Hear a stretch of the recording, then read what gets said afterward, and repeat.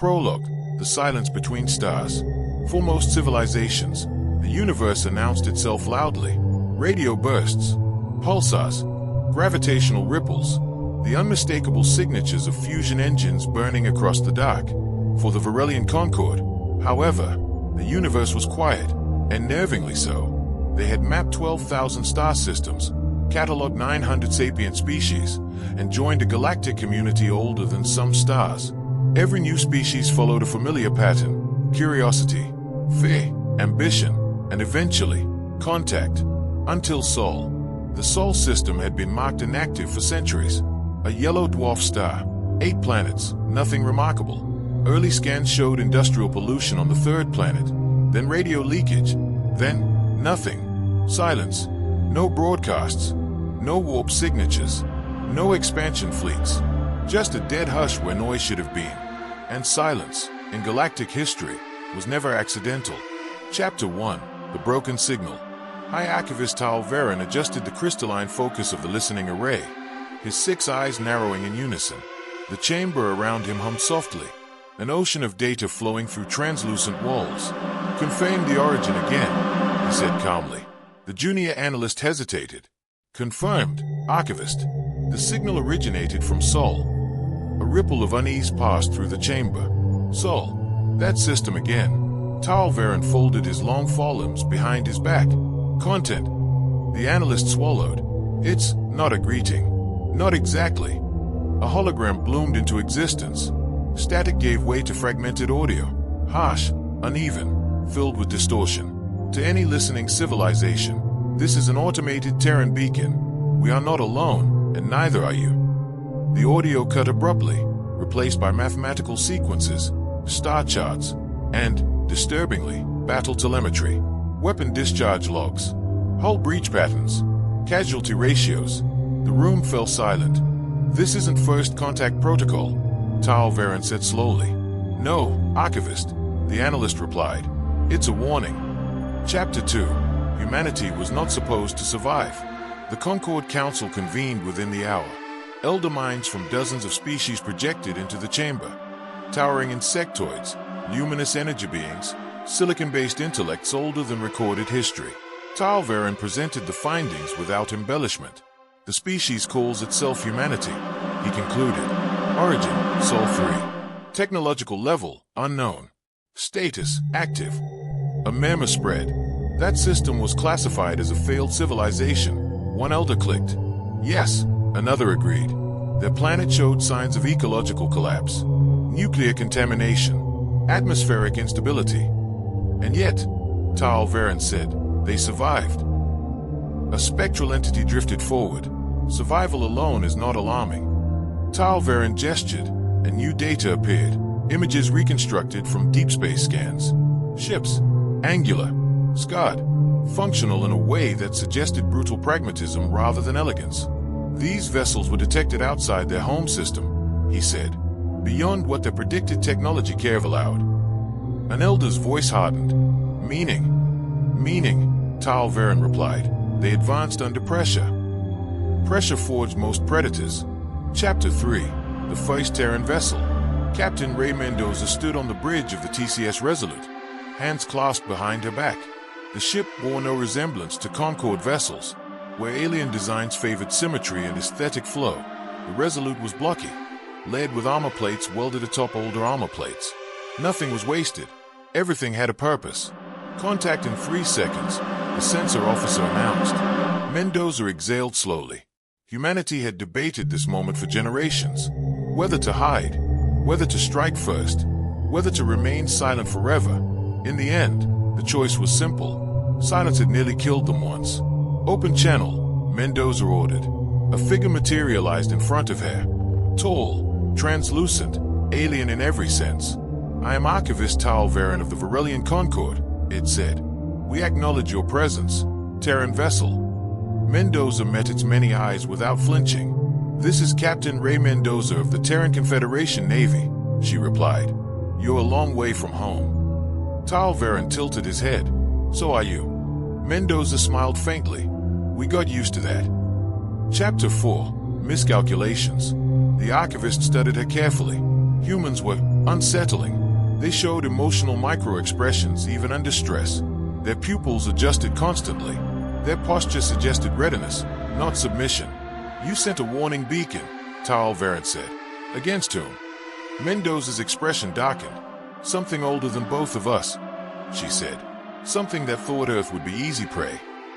The bridge lights dimmed as holographic footage appeared. Distorted, violent, unmistakably real. Cities burning. Orbital platforms torn apart. Human ships ramming enemy vessels at point-blank range. "We didn't win because we were stronger," Mendoza continued. "We won because we refused to die." Tal Varen felt a chill ripple through his neural lattice. Predators fought to eat. Humans fought to survive. There was a difference. Chapter 5. The question no one wanted to ask. The archivist hesitated before speaking again. "You are aware," he said, "that your emergence disrupts established balance. Some will see you as a threat." Mendoza nodded. "They already did. And if the Concorde decides containment is necessary."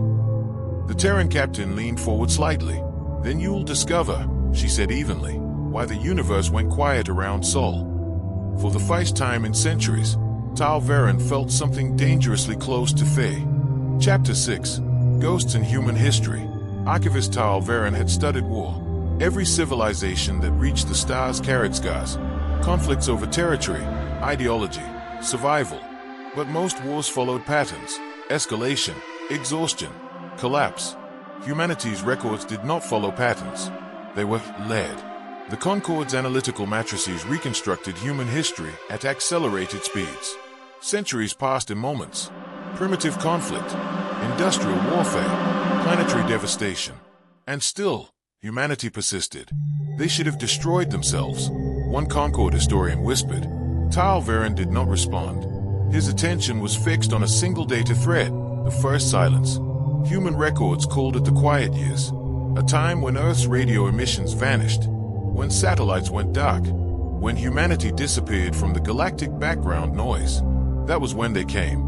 Chapter 7. The Enemy Without a Name. Captain Ray Mendoza stood in the observation chamber as Concorde delegates reviewed classified Terran archives.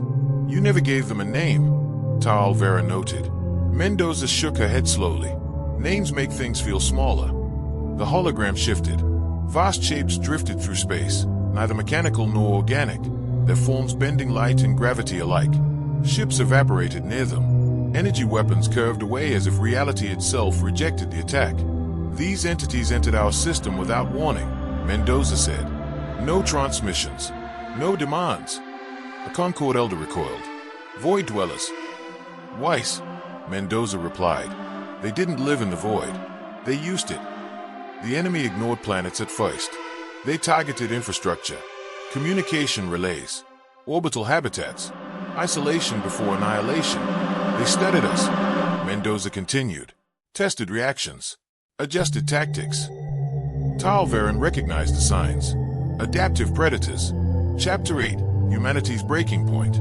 The archives accelerated again. Earth burned. Not all at once, but slowly, cruelly. Entire regions went dark as power grids collapsed. Atmospheric processes failed. Billions died not from direct attack, but from starvation, disease, and panic. And yet, humanity did not surrender. They adapted. They abandoned unified command, a Concorde tactician observed. "Yes," Mendoza confirmed. "Centralized leadership was too easy to disrupt." Humanity fractured into semi-autonomous fleets, city-states, and orbital enclaves. Each operated independently, sharing information only through quantum couriers immune to interference. Chaos, weaponized. "You turned disunity into defense," Tal Varen said. Mendoza's jaw tightened. "We had no other choice." Chapter 9. Weapons the Galaxy forbade. The hologram shifted again. This time, Concorde delegates reacted instantly. "That technology is banned," one elder hissed. "Gravitational shear weapons. Localized reality collapse fields. Artificial singularities stabilized just long enough to be useful." "You broke the Accords," Tal Varen said quietly. Mendoza met his gaze. "The Accords didn't protect us." Humanity unleashed weapons the galaxy had sealed away for millennia.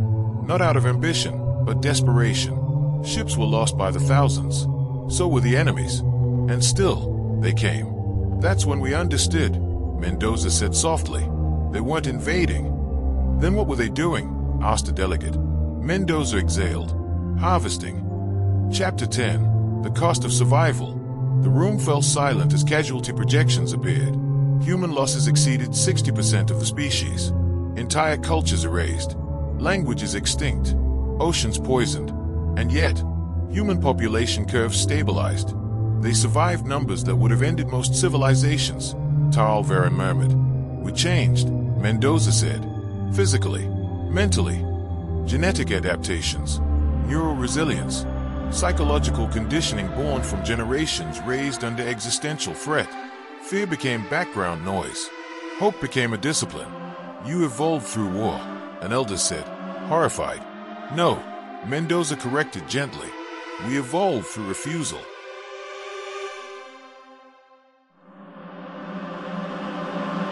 Chapter 11. First Blood in Alien Space. The Concorde had no time to debate further. Long-range sensors screamed warnings.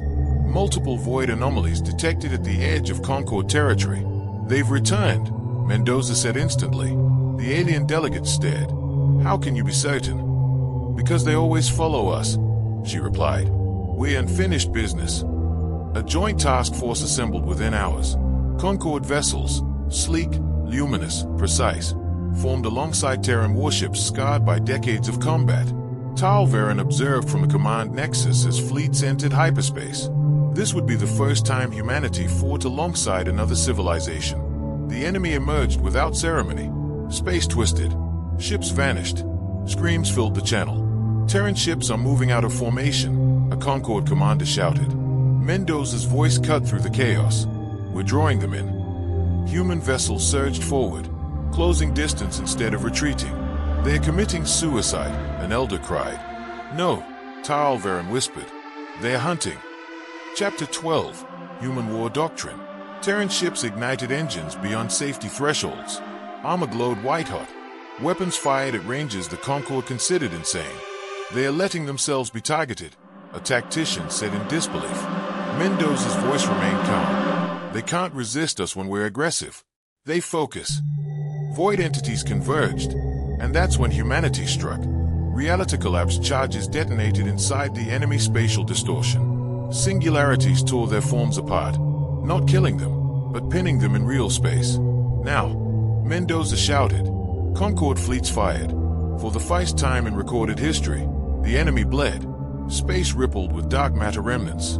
The battle lasted 17 minutes. When it ended, Concorde losses were severe. Terran losses were catastrophic. But the enemy retreated. They withdrew, an elder whispered. They always do, Mendoza said quietly. Once they realize it hurts. Chapter 13. The Terrifying Realization. Emergency repairs echoed through the flagship. Tal Varen joined Mendoza in the observation bay, watching debris drift through space. You knew this would happen, he said. Yes. You brought the war here. Mendoza nodded. Better us than an unprepared galaxy. Tal Varen turned toward her fully. Why warn us at all? You could have remained hidden. Mendoza's eyes reflected the stars. Because, she said, we're tired of being alone. The archivist felt the weight of that statement settle deep within his core. Humanity was not seeking conquest. They were seeking company. Chapter 14. The Question of Trust. The Concorde Council reconvened in emergency session. Debate raged. Humans were dangerous. Humans were necessary. Humans were survivors of an enemy no one else had faced. Finally, Tal Varen spoke. We feared humanity because they survived where others would not, he said. But perhaps that is exactly why we need them. A pause. And if they fail, asked an elder, then we fail together, Tal Varen replied. The vote passed. Alliance status granted. For the first time, humanity was no longer alone. And for the first time, the galaxy understood the cost of Terran survival. Chapter 15. The Sky That Screamed. The galaxy did not announce the invasion. It broke. Every listening post, every gravity sensor, every deep space observatory across Concorde territory reported the same impossible phenomenon at once. Space was folding, not warping, not tearing, collapsing inward, as if the universe itself were inhaling. They are not arriving through hyperspace, a Concord physicist whispered. They're displacing reality. Entire star systems vanished from the map. Not destroyed, removed. Light from those regions bent away, refusing to retain. They've never done this before, Tal Varen said, his normally calm voice edged with disbelief. Captain Ray Mendoza stared at the tactical display. Yes, they have, she replied quietly, just not on this scale. Chapter 16, The Harvest revealed. The enemy did not attack fleets first. They went for population centers. Billions across Concord space died in minutes as void entities passed through inhabited systems, stripping planets of atmosphere, magnetospheres, and orbital stability. They are feeding, Mendoza said. A Concord elder reeled. On what? Potential, Mendoza answered. Energy gradients, biospheres, civilizations that haven't learned how to fight back. The terrible truth finally crystallized. This was not conquest. This was ecosystem management. The enemy culled emerging intelligences before they could become threats. And humanity had survived only because Earth had already been forged in catastrophe before the harvest arrived. Chapter 17 galaxy learned how to survive. Black Archive. Humanity was no longer feared as monsters. For the first time in history, the Concord was given access to the Terran Black Archive, far beyond known space, even for most humans. Something ancient stirred. Tal Varen watched his classified doctrines unfold, and somewhere, Project Thousand Worlds, Project Children Terran history, Project the story of a species more disturbing to vanish quietly.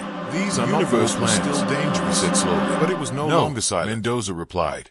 Their ending plans. Humanity had never believed victory was guaranteed, so they planned for after. Chapter 18. Why humans don't fear extinction. The enemy fleet approached in numbers beyond comprehension. Millions of void anomalies. Enough to erase the galaxy. Concord commanders faltered. How do you fight something infinite? One asked. Mendoza stood before the assembled leaders. You don't, she said. You endure it. Humanity revealed its final doctrine. Persistence warfare. They did not aim to destroy the enemy. They aimed to outlast it. Humanity had spent centuries seeding the galaxy with hidden infrastructure, self-replicating habitats, automated gene vaults, cultural archives buried inside rogue planets and dead stars. If every human dies, Mendoza said, humanity still survives. The room fell silent. You planned your own extinction, Tal Varen whispered. We planned for reality, Mendoza answered. Chapter 19. The Last Stand isn't a place. The combined fleet engaged. Terran ships burned themselves into slag-holding choke points long enough for civilian evacuations. Concord fleets learned human tactics, aggression as distraction, sacrifice as leverage. The enemy adapted. So did humanity. Every lost battle fed data back into Terran predictive AIS designed to die intelligently. They are learning faster than the enemy, a Concord tactician realized. Yes, Mendoza said, because we've been dying longer. Chapter 20, The Trigger. As the galaxy burned, Mendoza authorized the final contingency. Project Last Light, a device older than the Alliance itself, built not as a weapon, but as a message. Deep within intergalactic void, Terran engineers had seeded a lattice of synchronized singularities. When triggered, they would resonate across higher dimensions, not destroying the enemy, alerting something worse. You're calling predators, Tal Varen said, horrified. Mendoza nodded. We learned something during the first harvest, she said. Nothing sits at the top forever. Chapter 21. Fear. At last. The void entities hesitated. For the first time, they reacted. Space rippled as unfamiliar forces stirred beyond observable dimensions. The harvesters began to withdraw. They're retreating, a Concord elder whispered. They're afraid, Mendoza confirmed. Project Last Light did not kill them. It told the universe where they were. Chapter 22. After the fire. The galaxy was wounded, but alive. Entire civilizations were gone. Humanity had lost nearly half its remaining population. And yet, human arcs activated across the stars. Concord worlds rebuilt using Terran survival doctrine. Tal Varen stood beside Mendoza on the rebuilt observation deck. You saved us, he said. Mendoza shook her head. We delayed the end, she replied. That's all anyone ever does. Chapter 23. Terran Contact, Redefined. Years later, the Concord rewrote its historical records. Terran Contact was no longer classified as a first encounter. It was recorded as